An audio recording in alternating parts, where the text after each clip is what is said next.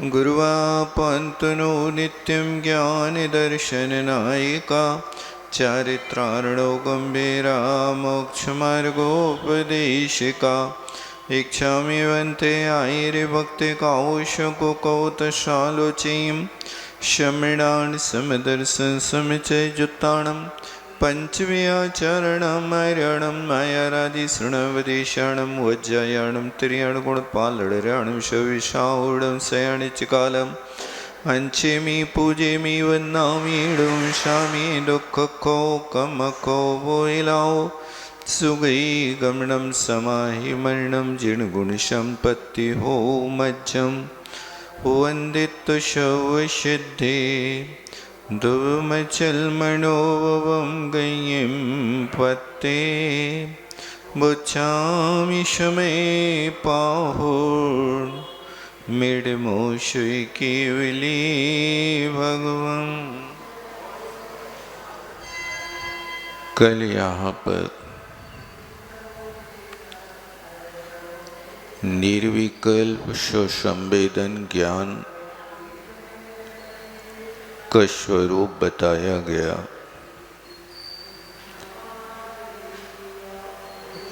बहुत स्पष्ट किया आचार्य महाराज ने।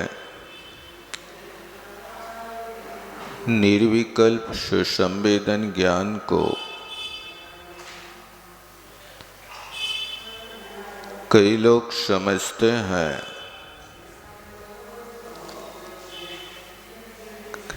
जहाँ ज्ञान में सारे विकल्प समाप्त हो जाते हैं उसको निर्विकल्प कहता है। लेकिन ज्ञान को तो हमेशा सविकल्पक ही माना है। ज्ञान निर्विकल्प होता नहीं है।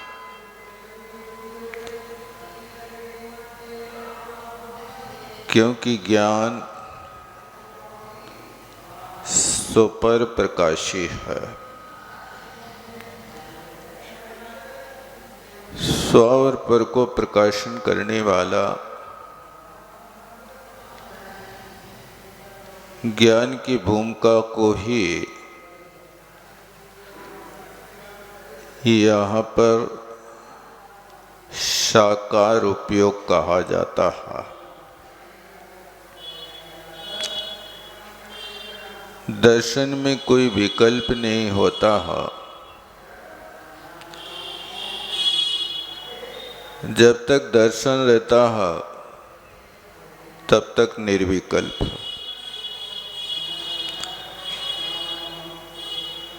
राजवार्तिक में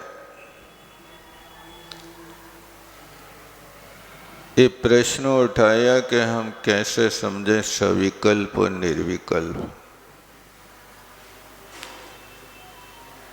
अकलंक स्वामी ने दृष्टांत दिया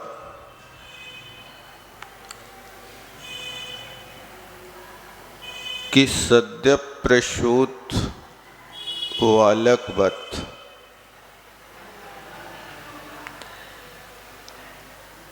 प्रसूति गृह में बालक हुआ है।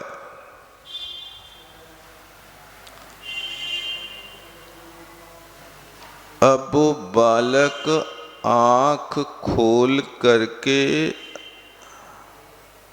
सबको देख रहा है।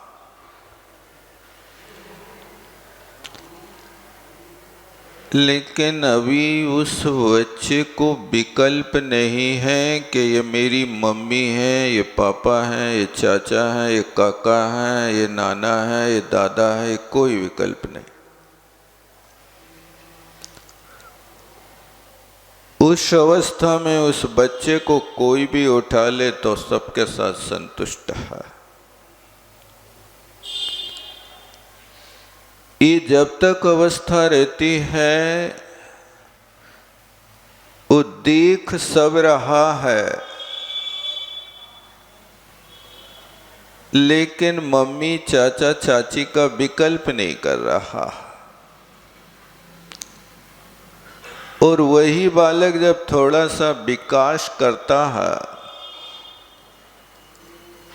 अब वो बालक विकल्प करने लगता है कि यदि मम्मी लेती है तो प्रसन्न होता है और चाची ले ले, बुआ ले ले तो वो रुदन करने लगता है। अब क्या है, अब उसको विकल्प आ गया कि ये माँ है, ये बुआ है। अब उसको परिचय में आ गया कि हमें इनसे मतलब है, इनसे मतलब नहीं है। परिवार की कोई दूसरी महिला लेती है तो वो आंदोलन खड़ा कर देता है, रोता गाता है, और मम्मी ले लेती है तो तत्काल चुप हो जाता है।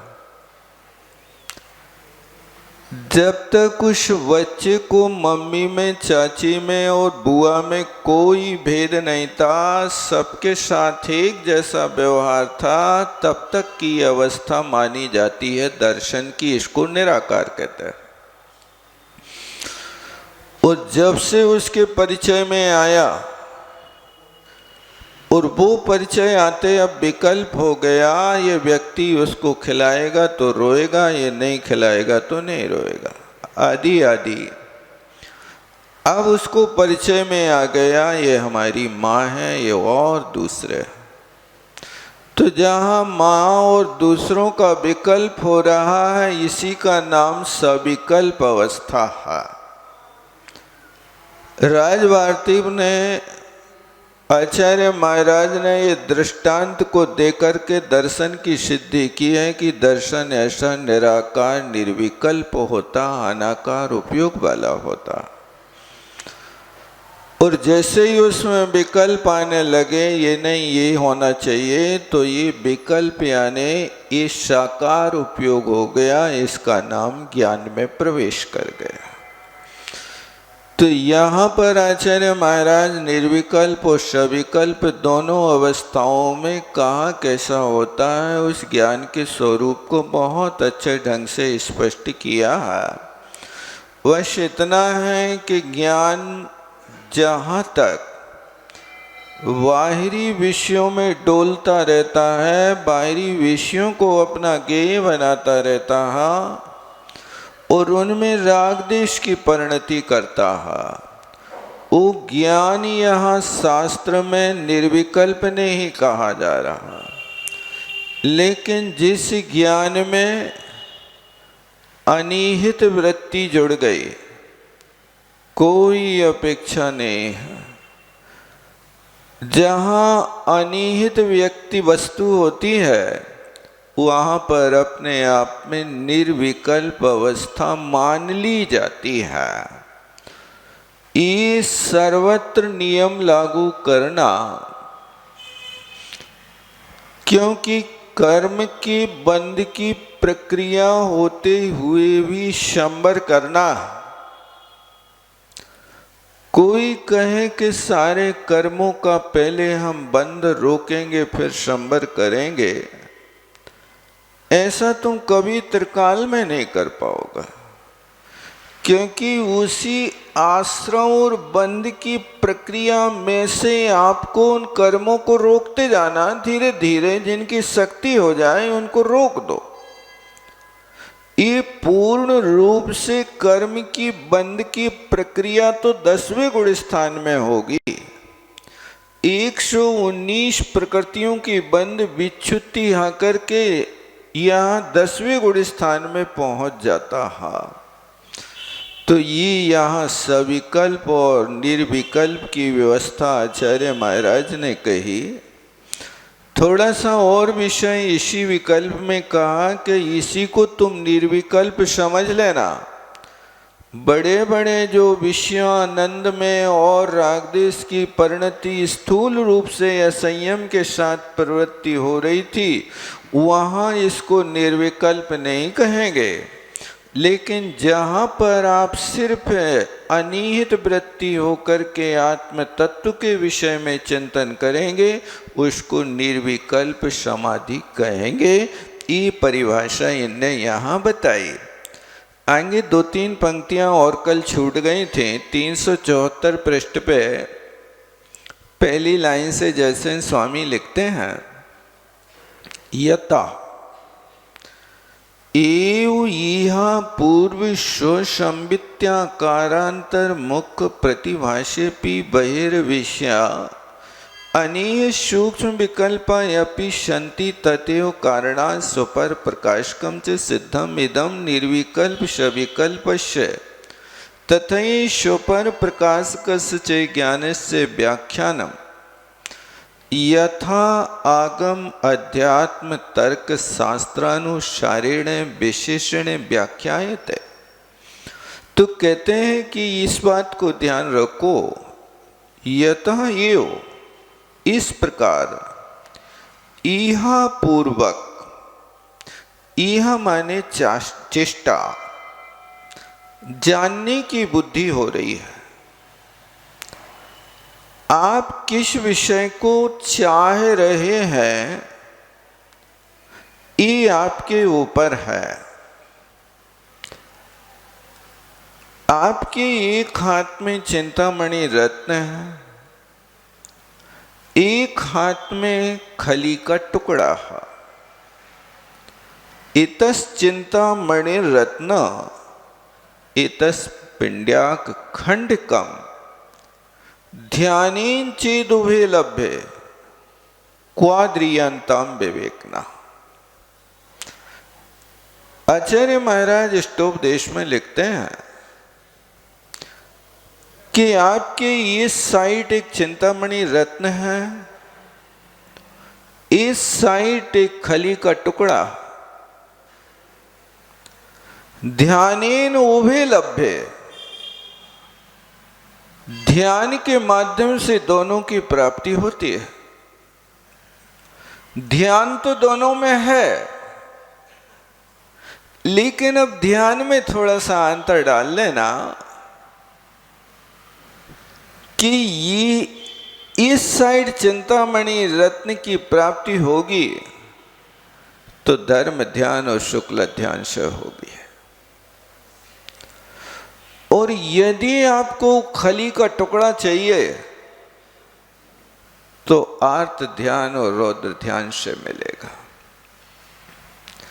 विवेक न क्वा आद्रियताम। अब विवेकी व्यक्ति किसका आदर करेगा, खली के टुकड़ा का अथवा चिंतामणि रत्न का? आप स्वयं विचार कर लो कि आपको स्वर्ग और मोक्ष रूपी चिंतामणि चाहिए तो आपको धर्म ध्यान और शुक्ल ध्यान में लगना होगा। और यदि नरक और त्रियंच जैसे गतियों के खली के टुकड़ा की जरूरत है तो फिर आपके लिए आर्त और रौद्र ध्यान करने में आप स्वतंत्र हो। आर्त रौद्र ध्यान को करने में कोई प्रयत्न नहीं करना पड़ता, वो तो बिना प्रयत्न के हो रहे हैं। प्रयत्न तो धर्म ध्यान और शुक्ल ध्यान में करना पड़ता है। अनादि काल के संस्कार आत्मा के साथ तो आर्त रौद्र ध्यान के चल ही रहे हैं। उनसे आज तक हम कब छुटकारा पा पाए? उनसे छुटकारा पाना है और जो आज तक नहीं पाया उसको पाने का प्रयास करना है। उसको हम कैसे पाए? तो यह पूर्वक विषय वासना से अपना मुख मोड़ो और अपने विषय में अपने बार बार आत्मस्वरूप का निरीक्षण करो। और आप अपने आप में ऐसा विचार करो कि हे आत्मन, बुद्धि लगाओ, तुम क्या कर रहे हो? उम्र घट रही है, वो पाप बढ़ रहा है। हाँ, नित्य घटती आयु है पर पाप मति घटती नहीं। हे आत्मन, आयु तो रोज घट रही है लेकिन पाप मति नहीं घट रही। आयु को घटाना नहीं पड़ रहा है, वो तो एक प्रवाह प्रतिपल चल रहा है, लेकिन पाप की मति तुम्हारी बढ़ती जा रही है। अब कोशिश करो कि ये पाप की मति खली का टुकड़ा है और पाप के त्याग की बुद्धि चिंतामणि रत्न है। इहा पूर्वक इसको पाने की कोशिश करो। अपना आत्म निरीक्षण बार बार करो। प्रति पल एक श्वास ले रहे हैं तो एक श्वास को भी व्यर्थ मत गवाओ, क्योंकि एक श्वास तुम्हारी चली गई, आपकी पौन सेकंड की जिंदगी खत्म हो गई। यदि आपने 3773 श्वासों को निकाल दिया, आपके अंतर मुहूर्त के जीवन खत्म हो गया। यदि आपने 30 मुहूर्त व्यतीत कर दिए तो ये को दिन और रात तुम्हारी जिंदगी से खत्म हो गया। आप दिन गिन रहे हो, वर्ष गिनते जा रहे हो, बर्थडे मनाते जा रहे हो, बड़ी खुशियां मना रहे हो। हम 50 साल के हो गए। भैया आनंद मनाना कि आंसू बहाना, क्या करना है तुम बताओ। 50 साल तुम्हारे क्या निकल गए, तुमने क्या खोया, क्या पाया, क्या आज तक विचार किया। इन 50 वर्षों के तुम देखो तो क्या 50 घंटे भी तुम्हारे धर्म ध्यान में निकले हैं। कहां गया तुम्हारा समय। आप अपने जीवन का बचाव करो। जो शेष जिंदगी बची है, अब उस शेष जिंदगी का सदुपयोग कैसे कर लो कि जैसे दुकानदार होते हैं, जब सूर्य ढलने लगता है तब ग्राहकी बढ़ती है। अब वो उस समय इतना व्यस्त होता है, इतना व्यस्त होता है कि ग्राहक छूटे नहीं, दुकान बंद करने का समय हो ही नहीं और अच्छी मोटी कमाई कर ले में। ऐसा हर व्यक्ति के साथ होता है। मेला लगता है, मेला में भी यही स्थितियां होती हैं।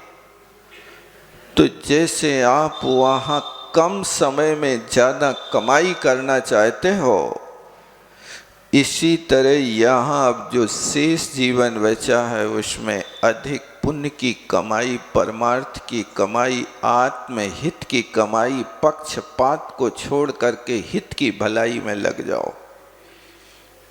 ये आत्मनिरीक्षण का स्वरूप है। अब इधर उधर झांकने की जरूरत नहीं है, इसलिए रोज विचार करो। उम्र घट रही है, पाप घट रहा कि नहीं घट रहा। यदि नहीं घट रहा है तो उस अल्प उम्र में भी पाप को घटाने की कोशिश करो। पैसा बढ़ रहा है लेकिन पुण्य बढ़ रहा है कि नहीं बढ़ रहा। बाहर की तिजोरी तो आपकी भरती जा रही है, लेकिन आत्मा का आत्म गुण घट रहा के बढ़ रहा, इस पर भी आप निरीक्षण करो। सुबह से शाम तक आपने कितना बेचा, कितना कमाया, ये तो हिसाब किताब कर लेते हो। सोने के पहले एक बार भी तो देख लिया करो कि आज 24 घंटे में कितना पुण्य किया है, कितना पाप किया है। पुण्य के क्षेत्र पे कहीं जाकर के पाप की क्रिया तो नहीं कर बैठे, पुण्य के स्थान पर आकर के कहीं हम गलत तो नहीं समझ बैठे। इस बात को भी तो आपको ही विचार करना है। कौन करेगा आपके विषय में, कौन विचार करेगा। आपको सुखी होना है तो सुखी होने के विषय में आपको ही विचार करना पड़ेगा, आपको ही पुरुषार्थ करना पड़ेगा। दूसरों के सोचने से तुम सुखी नहीं हो सकते। हम सोचें रात दिन के भगवान सब सुखी हो जाएं, सब सुखी हो जाएं, सब सुखी हो जाएं, ये हमारी भावना। हम सबको सुखी करने की सोचेंगे तो हम तो सुखी हो जाएंगे, लेकिन तुम सुखी हो पाओगे, तुम्हारा कर्म कैसा, तुम्हारी किस्मत कैसी है, हमारी भावना तो हो सकती है, लेकिन साथ तो तुम्हारी किस्मत देगी ना तुम्हें। यदि तुम्हारी किस्मत तुम्हारे अनुकूल नहीं है तो तुम्हारी किस्मत तुम्हारा साथ नहीं देगी। सुखी होने की भावना तुम्हें स्वयं करना पड़ेगी। और कैसे हम सुखी हो सकते हैं, इसका उपाय भी तुम्हें स्वयं खोजना होगा। और यदि आप नहीं पा रहे तो गुरुजनों से उपाय सीख सकते हो, लेकिन चलना तुम्हें पड़ेगा। आपके पास पेन कागज कोई और दे सकता है, लेकिन लिखना तो आपको स्वयं को पड़ेगा। आपका हाथ नहीं चलता, हाथ कांपते हैं, बुद्धि कांपती है, मन कांप रहा है, आप लिख नहीं पाएंगे। इसी तरह यहाँ पर भी आप हमेशा विचार करते चलो, आत्मनिरीक्षण करते चलो। हे भगवान, इतना जीवन बीत गया, इतने जीवन के दौरान हमें शांति बढ़ी या नहीं बढ़ी, शांति का अनुभव किया कि नहीं किया। कभी एक पल को भी हम आंख बंद करके अपने आप में निराकुलित होकर के, निष्पक्ष होकर के हमने अपने विषय में सोचा कि नहीं सोचा। हम इधर उधर की बातें सुनते हैं और बहुत जल्दी पक्षपात करके बैठ जाते हैं कि भैया ये यहाँ ये ऐसा नहीं। तुम स्वयं निर्णय करो कि वस्तु स्वरूप कैसा है, नमक खारा है कि मीठा है। ये किसी दूसरे पे विश्वास नहीं करो। नमक की डिगलियाँ अपने मुंह पे रखें, देखो कि नमक मीठा जैसा मीठा है कि नमक खारा है कि नमक मिश्री जैसा है कि नमक और भी दूसरी स्फटिक जैसा है। इसको संवेदन करो। इस संवेदन से काम होगा। जब तक ये सुसंवेदन नहीं होगा तब तक कभी भी पक्षपात में मोक्ष नहीं होता है। निष्पक्ष होकर के मोक्ष देखो, इसलिए नई की विवक्षा पक्ष है। तुम्हारा निश्चय का पक्ष के व्यवहार का पक्ष है। ये सिर्फ प्रमाद अवस्था तक होता है। छठे सातवें गुण स्थान से ऊपर पहुंचते हैं, वो नई की व्यवस्था खत्म हो जाती है। नई तो एक वस्तु के स्वरूप को जानने के लिए तरीका है, नए मोक्ष नहीं है। ये तो पहले ही छूट जाता है, इनकी व्यवस्था आगे नहीं चल पाती है। इस बात को यहाँ करो कि यहाँ पूर्वक सुसंवित्याकार, अपने ज्ञान के आकार अंतर्मुख प्रतिभा से पे आपको अपनी अंतर भावना अंतरंग का स्वरूप प्रतिभास हो रहा कि नहीं हो रहा, इसको आप बार बार देखो। और बाहरी विषयों में अनिहित, बाहरी विषयों में अनिहित वृत्ति का अर्थ क्या है कि बाहर के विषय कितने भी सुलभ रखे रहें, लेकिन कोई इच्छा नहीं, उनको देख रहे हैं लेकिन देखते हुए भी कोई भावना नहीं। तुम्हारे सामने इष्ट वस्तु कितनी भी अच्छी आ जाए लेकिन उसमें हर्ष नहीं। अनिष्ट वस्तु का कैसा भी संयोग हो जाए उसमें कोई विषाद नहीं। ऐसी परिणति को कभी एक क्षण के लिए भी अपने अंदर बनाने की कोशिश तो करो कि आप यहाँ पर अनिष्ट के संयोग में बहुत जल्दी उखड़ जाते हैं, लेकिन कभी ऐसी अवस्था बनेगी पर्याय छोड़ करके कि जहाँ अनिष्ट ही अनिष्ट है। नारकी लोग अपने स्थान को छोड़ के भागें तो कहाँ जाएंगे, उनको वहीं जीवन व्यतीत करना पड़ेगा। यहाँ मनुष्य के साथ में यदि कोई अनिष्ट का संयोग हो जाए तो क्षेत्र छोड़ के भागता है, संयोग छोड़ के भागता, हम तुम्हारे साथ नहीं रहेंगे, हो न रहो। लेकिन नरक जाओगे तो कल तो नारकी वे सारे के सारे यही दशा कर हैं। नारकियों की दशा पाप के उदय में फुटबॉल की तरह होती है कि फुटबॉल जिसके पास जाती है वो ही लात मारता है और पुण्य की उदय में बाली बाल की तरह दशा होती है कि बाली बाल जिसके पास में जाती वो हाथों हाथ रखता है, बाली बाल को कभी गिरने नहीं देते नीचे। देखा, बाली बाल जब भी रहती तब हाथों हाथ रहती है, उस पे कोई पैर का ढका नहीं लगा सकता। वो फुटबॉल में कोई हाथ नहीं लगाता, जे कोई देखो वो ही ऐसी पेनी पनैया मारता है, उस नहीं मारता, दिल में ला जाते देख करके। ये क्या है? पाप का उदय होगा तो फुटबॉल की तरह होंगे, जहाँ जाएंगे जिसकी शरण में जाएंगे वो ही पिटाई करेगा, और पुण्य के उदय में जाएंगे वही झूला झुलाएगा। झूला झुलाने वाला नहीं होगा तो कोई और पड़ोसी आकर के झूला में एक झटका मारेगा और तुम्हारा झूला हिलता रहेगा। इसलिए पुण्य का उदय तो बाली बाल की तरह बनना है, हाथों हाथ पूरे जीवन रहना है। तो ये अच्छे काम करो, और बुरे काम करोगे तो नारकियों में भी यदि उत्पन्न हो गए तो देखो जहाँ पहुँच गए वहाँ से बीच में निकलने के रास्ते नहीं है। यदि कोई 33 सागर की उम्र में गया है तो 33 सागर तक तुम्हें पूरी आयु भोगना पड़ेगी, एक समय पहले निकल नहीं सकते। और वहाँ का द्रव्य क्षेत्र काल ऐसा क्लिष्ट है, ऐसा क्लिष्ट है कि वहाँ का क्षेत्र ऐसा कि जमीन को छुओ तो बिच्छू सहस डसे नहीं तिशो। जैसे लाखों बिच्छू एक साथ काट खाए उसकी जो वेदना होती है, वैसी नरक की जमीन छुओ तो वैसी वेदना होती है। और काल ऐसा छठवां काल होता है कि वहाँ हमेशा संक्लेशी संक्लेश होता है, और परिणाम ऐसे होते हैं कि वहाँ द्रव्य क्षेत्र काल भाव सब चीज़ें अनिष्ट हैं, अशुभ हैं, अशुभतर लेशा है, अशुभतर परिणाम है। और वहाँ सब ऐसे ईंट की भट्टा की तरह परिणाम करने वाले हैं, और सब एक ही जाति के हैं। जितने भी नारकी हैं सब हिजड़े हैं, वहाँ कोई पुरुष और स्त्रियां नहीं होती, सब नपुंसक हैं, एक ही जाति के सब नरकों में हैं। वहाँ रति का काम नहीं है। जहाँ देखो द्रव्य में देखो तो वह रति है, क्षेत्र में देखो तो वह रति है, काल में देखो तो वह रति है। भाव है तो ऐसे बंदर की तरह चंचल परिणाम है कि बंदर तो बिना डमरू बजाए नाचता है, और यदि कोई डमरू बजा देवे तो उसकी क्या बात है। यही दशा वहाँ के परिणामों की है। ये पाप के उदय में होने वाले परिणाम हैं। तो यह पूर्वक सुसंपत्ति माने अपने आत्म स्वरूप को पहचानने की कोशिश करो, और बाहरी वस्तुओं से जितना ऊपर उठ सको उतने ऊपर उठने की कोशिश करो।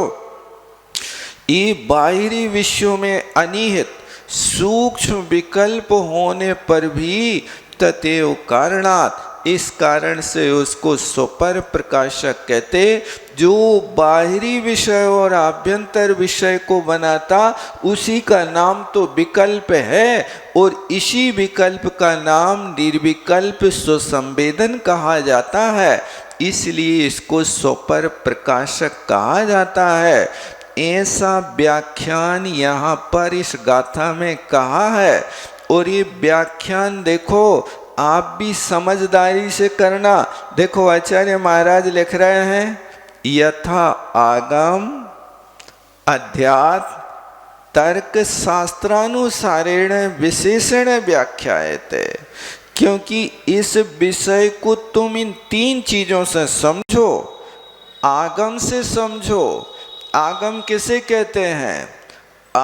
असमन्तात् वस्तु स्वरूपम गमयति ज्ञापयति इति आगमा। जो सब ओर से वस्तु के स्वरूप को अच्छी तरह से निरूपण कर देवे, वस्तु स्वरूप का अच्छी तरह से ज्ञान करा देवे, उसका नाम आगम है। आगम में गम का अर्थ ज्ञान है। गम का अर्थ यहाँ खेद नहीं लगाना, गम का अर्थ गमलिरी धातु है, और जो गमलिरी धातु गत्यर्थक धातुएं होती वे सब ज्ञानार्थक होती हैं। तो यहाँ गम का अर्थ ज्ञान है। और कौन सा ज्ञान? आ माने सब ओर से वस्तु स्वरूप को ऊपर नीचे भीतर बाहर द्रव्य गुण पर्याय, उन पर्यायों में भी व्यंजन पर्याय स्वभाव व्यंजन पर्याय विभाव व्यंजन पर्याय स्वभाव अर्थ पर्याय विभाव अर्थ पर्याय, निश्चय से व्यवहार से बहिरात्मा से अंतरात्मा से परमात्मा से, इन सारी की सारी चीजों के माध्यम से जिसमें ज्ञान किया जाता उसका नाम आगम है। इन सब चीजों से तुम परिचय करते हो कि नहीं करते हो? एक आत्म तत्व को जानने के लिए उमा स्वामी महाराज ने 20 उपाय बताए। आप कितने उपायों से जानते हो सम्यक दर्शन को? बताओ कौन कौन से 20 उपाय हैं?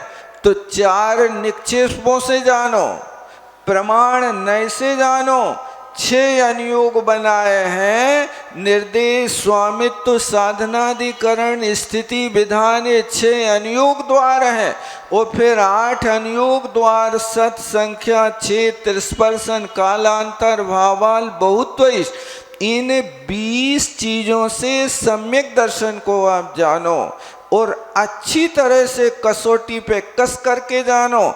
इन 20 तरीके से सम्यक ज्ञान को जानो, इसी 20 तरीके से निसर्ग सम्यक दर्शन को जानो, इन्हीं 20 तरीकों से अधिगम सम्यक दर्शन को जानो।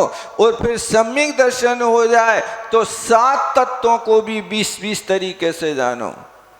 तुम्हारी जिंदगी निकल जाए और इस पे प्रवेश नहीं पा पाओगे। छोटी सी जिंदगी है, बस इतना पढ़ते हैं सम्यक दर्शन है सम्यक दर्शन है। कौन सी चिड़िया का नाम है आप परीक्षा करके तो बताओ।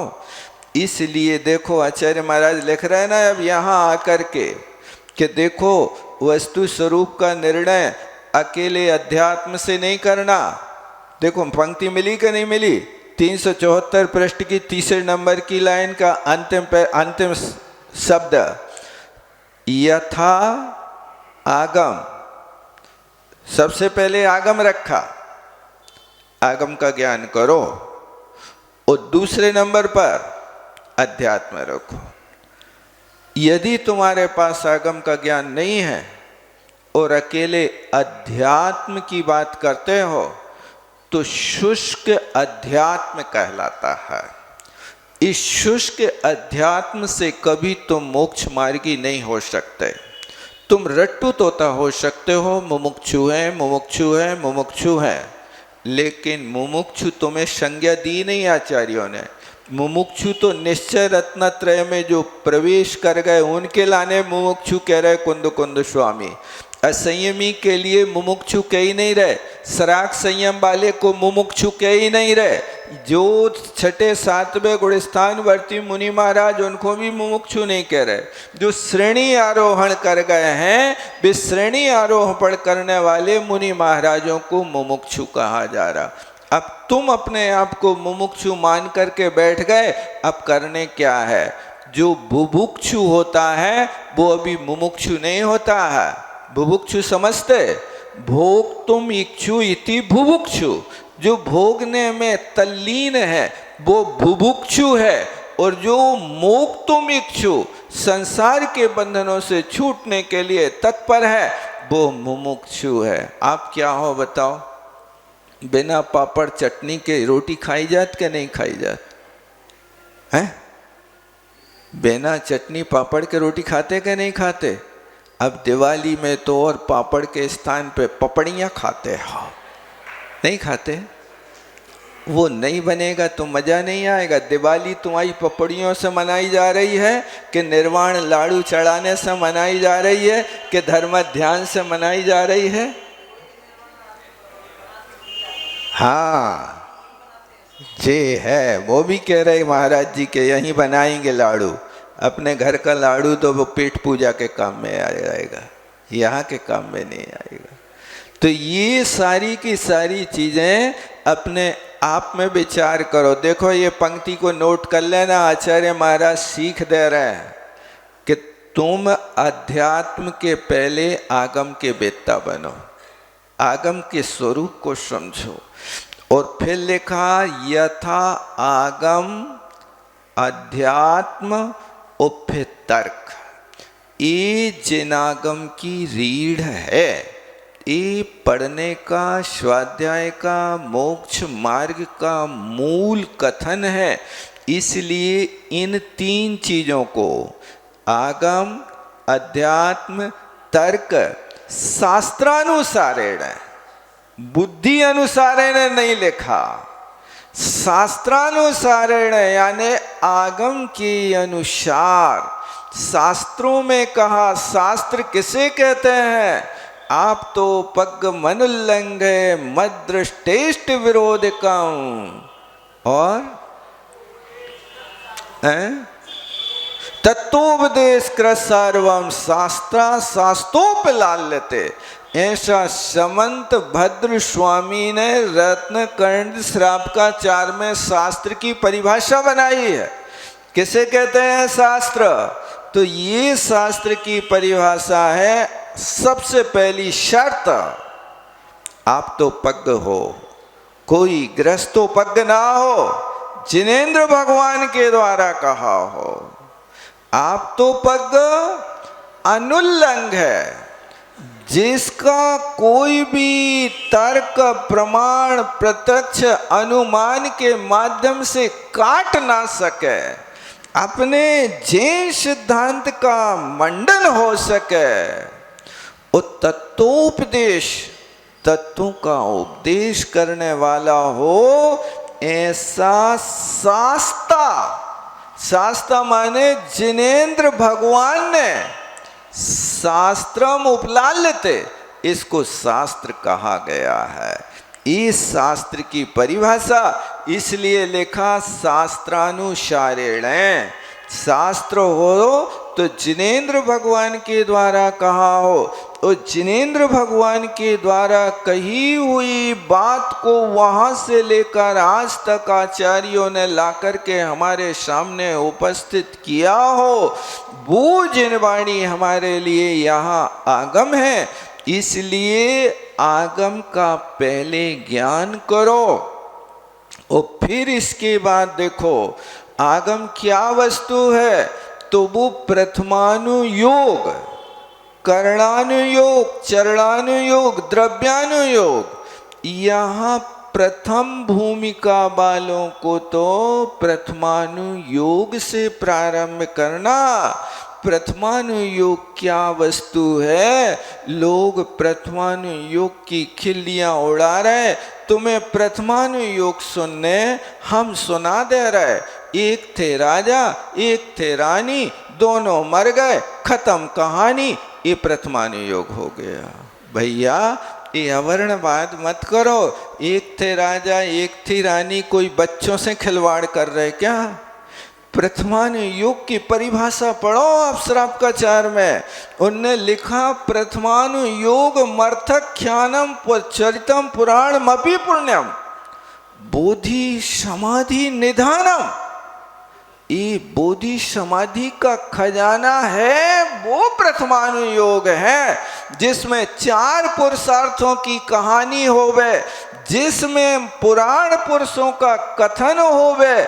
ऐसे पुराण पुरुषों की कही हुई बात वहां से आकर के जिसको सुन करके बोधि और समाधि की भावना बन जाए, वो प्रथमानुयोग है। प्रथमानुयोग कोई कथा कहानियों का अखाड़ा नहीं है कि कहानी सुना रहे मन बहलाने के लाने। नहीं, कहानी मन नहीं बहलाना, मन को मोड़ना है। ये जो तुम्हारा मन अभी अशुभ में जा रहा था, वो इतिहास बताएंगे कि राजा मधु ने ऐसा काम किया पूर्व पर्याय में कि उसने एक नारी का हरण कर लिया।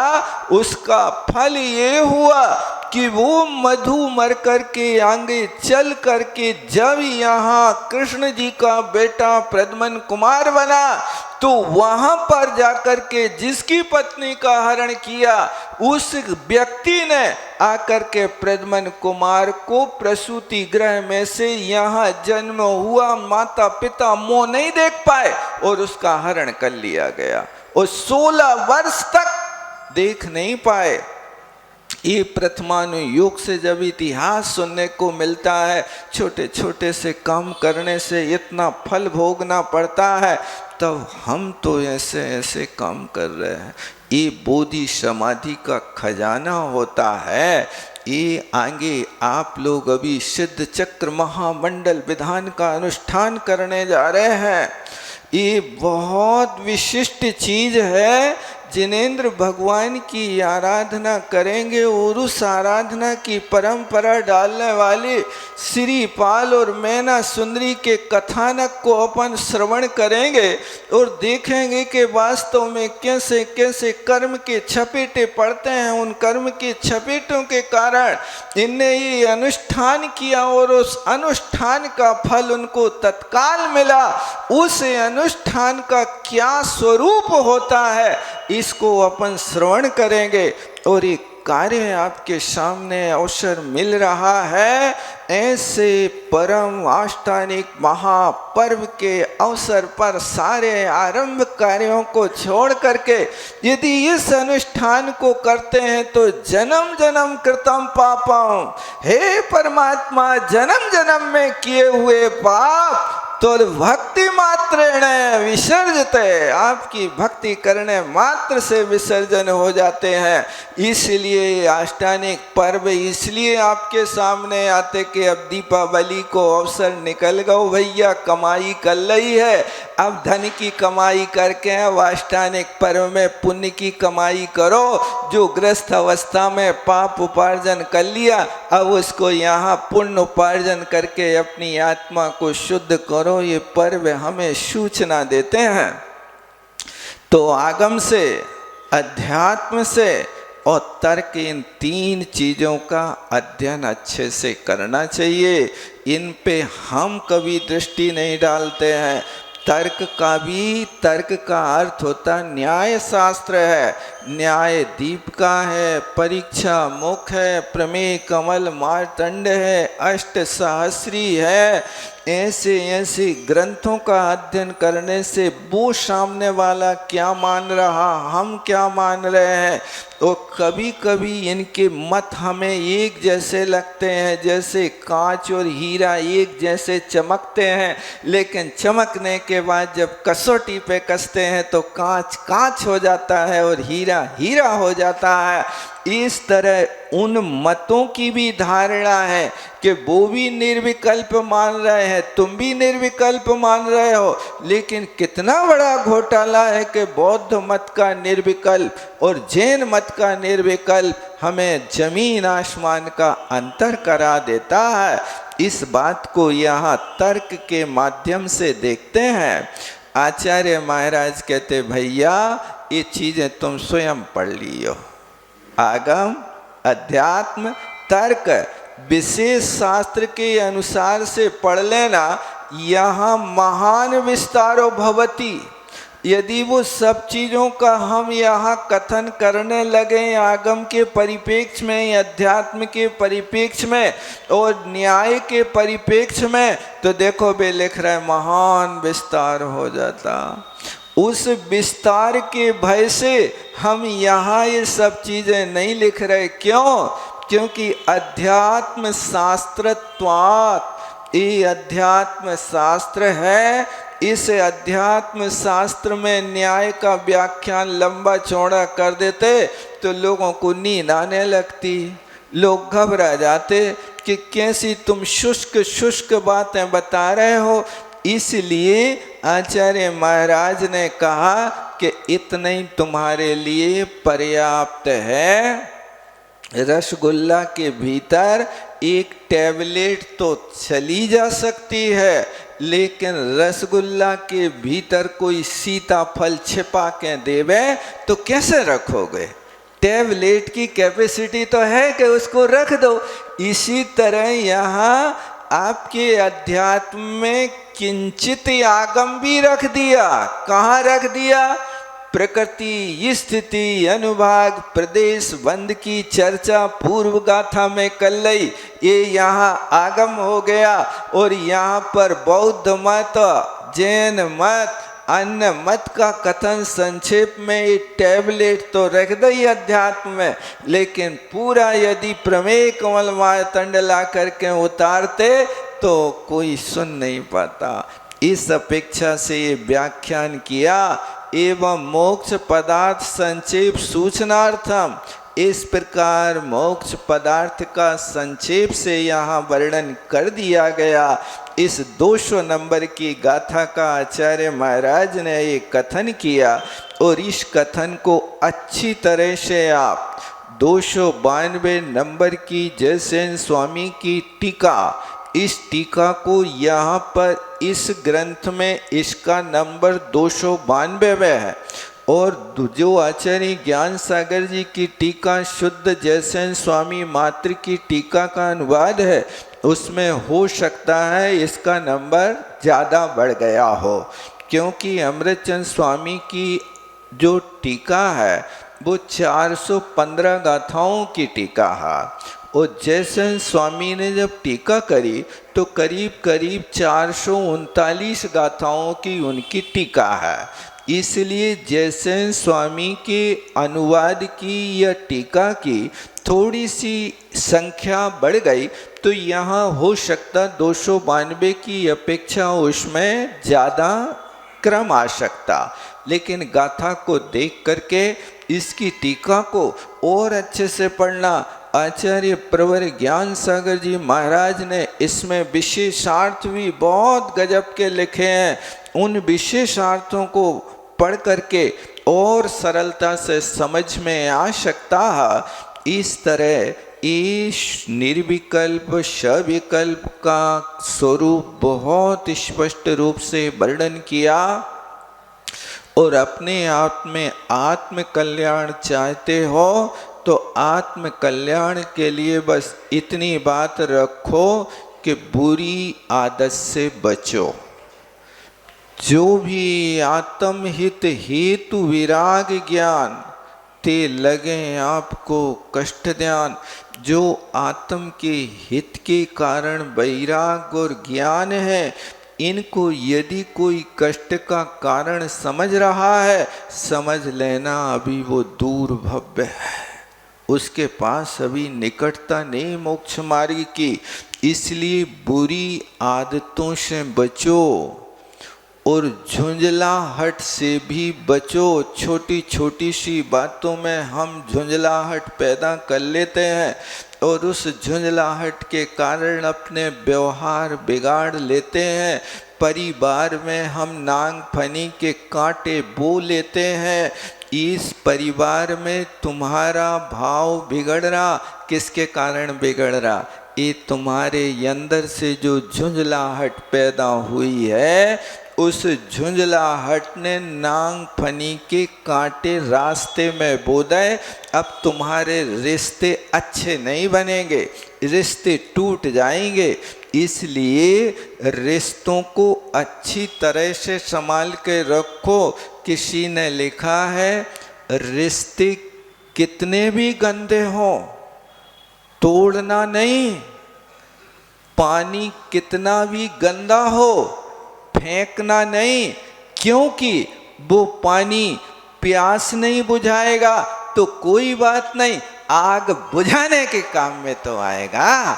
इसी तरह रिश्ते कितने भी गंदे हों तुम्हारे लिए अभी काम में ना आए, लेकिन कोई व्यक्ति तुम्हारे ऊपर आकर के विरोध करने लगे तो वे रिश्ते छाती अड़ा के खड़े हो जाते हैं। जैसे वहाँ पर दुर्योधन को भीलों ने बांध लिया। अब भीलों ने बांधने के बाद में दुर्योधन और पांडव तो अलग अलग वे अज्ञातवास में जीवन व्यतीत कर रहे थे, लेकिन पांडवों के पास खबर पहुंची तो वहां युधिष्ठिर ने कहा भीम से के जाओ तुम दुर्योधन को भीलों की सेना से छुड़ा के लाओ।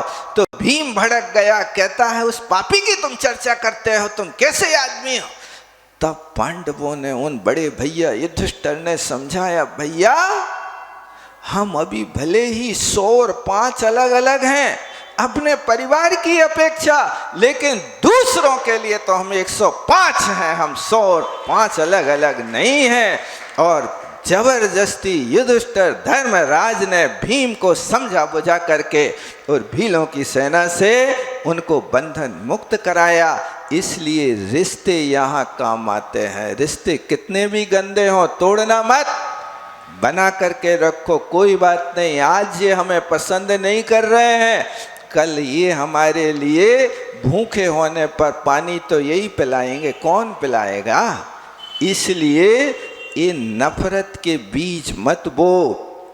इसलिए छोटी छोटी सी बातों में झुंझलाहट मत करो और इतने उग्र मत हो कि तुम कहने ही लगो कि नहीं अब तो तुम अलगई हो जाओ, तुम रहो ही नहीं इनके पास। अरे भैया, अलग जाओगे तो तुम मकान में तो दीवार उठा दोगे, किस्मत में कैसे दीवार उठाओगे बताओ। किस्मत तो तुम्हारे साथ जाएगी कि किस्मत वहीं छोड़ जाओगे बताओ। वहां जाओगे तो क्या वहां पर विपत्ति से बच जाओगे आप? किस्मत तो तुम्हारे साथ है। इसलिए अभी सबके साथ रह रहे तो वो किस्मत अभी सब में बटी है, और यदि अलग रहोगे बेटा तो वो किस्मत पूरी की पूरी अशुभ तुम्हें ही को भोगने पड़े, फिर कोई दूसरा साथ नहीं देगा। अभी साथ में रह रहे हो तो सबके भाग से दुकान अच्छी चल रही है, अलग दुकान करा लो तो हो सकता है कि वही भाई साथ बैठ रहे थे सुबह, अभी लाखों कमा रहे थे, अब वहाँ गांठ को चला जाए। एक किसी के भाग का अभी काम चल रहा है, सब एक दूसरे के भाग की सराहना करो, धन्य है अहो भाग से हम, आपका अहो भाग है। ऐसी बार बार भावना करके एक दूसरे की सराहना करके प्रोत्साहन करके जैसे बने तैसे, मन मिले या ना मिले हाथ मिलाते रहिए। कौन सी बुराई है? नहीं हो सकता। समय तो आज ज़्यादा हो गया। जावाणी के ज्ञान से सूझे लोग।